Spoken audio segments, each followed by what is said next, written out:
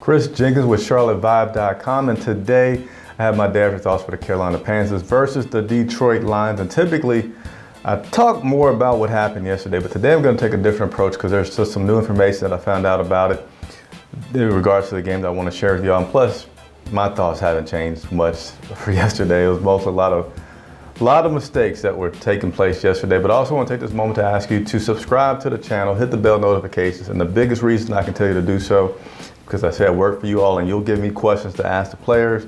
You'll see those interviews up, but they're only up for 24 hours because of NFL law. So if you subscribe, you'll be sure to get those and not miss them. So take a moment and do that. So now to go into the information I want to share with you that I found out today. Coach Rivera had his press conference, and you notice inactive list yesterday, which I always give right before the game, included Marquis Haynes being active, F.A. Abada being inactive.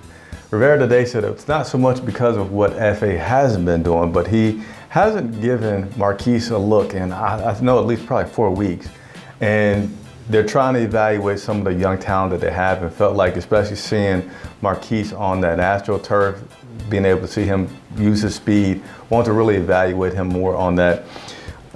Marquis yesterday had just one tackle off of that, so probably still going to need to do some evaluation there on him to see where he may stand. Also talked about the defense getting some pass rush. Felt like Detroit was purposely getting the ball out quick and throwing the ball away, trying to do some things to protect the quarterback. Those are some things to think about as you continue to evaluate this game from yesterday. But even with that being said, I still think that the defense didn't do a good job. I think the coaching yesterday was pretty bad. But Rivera, again today, asked about that 2-point conversion. Let's take a listen. A day later, you still would have 100% gone for 2 again? Without a doubt. I mean, at some point in the game, you've got to score to win. You got to make a play. Why not sooner than later? Why take the chance on something that you can't control, and that's the toss of a coin? I like the fact that, we were putting the ball in Cam's hands. I like the play call. We got a coverage that we could beat. Unfortunately, we missed the throw, but we had a chance to do it. So again, without a doubt in my mind. So that is the latest, probably last you're going to hear from me about that, because I want to move on to the Seattle Seahawks. This team doesn't have much of a window open. They continue to lose on the road, which means they have to stay perfect at home.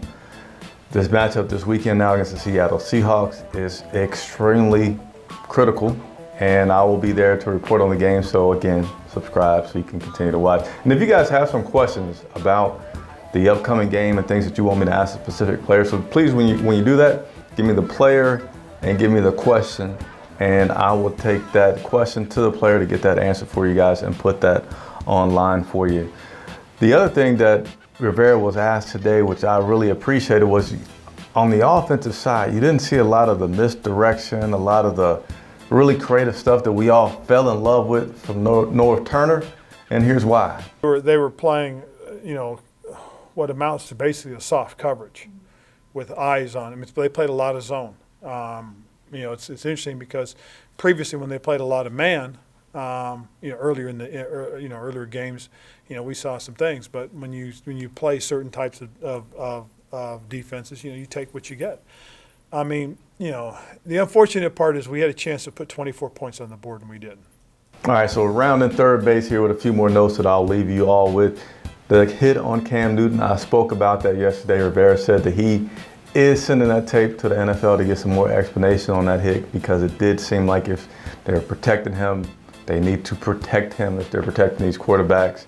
And you'll be happy to know, just like me, and I'm sure like a lot of you all getting frustrated about our recent performance, Rivera said it is a little bit more frustrating knowing that New Orleans is rolling like they are, and they're going backwards right now. So it's making that gap even bigger, even more difficult. They like to say the next game is the most important game, but in terms of playoff possibility, that window is closing. So as always, I appreciate you all for watching. Leave your comments below and have a good one.